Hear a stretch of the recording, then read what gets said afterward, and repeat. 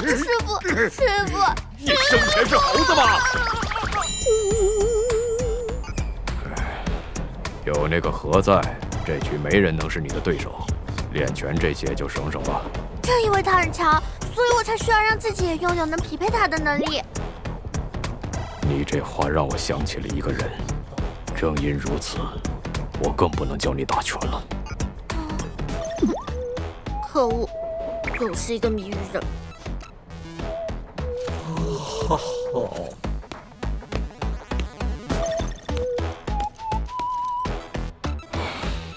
你还跟着我干什么？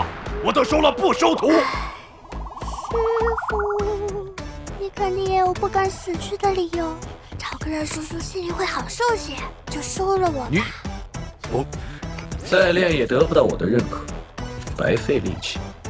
再说了，你真舍得让我母子俩孤苦伶仃流落街头吗？谁是你儿子？你跟人家磨叽半天，连钱都没谈过，诚意呢？你怎么可以用那么庸俗的方式想人家？签1个月啊，必须月结。这表示答应了。还不快跟上！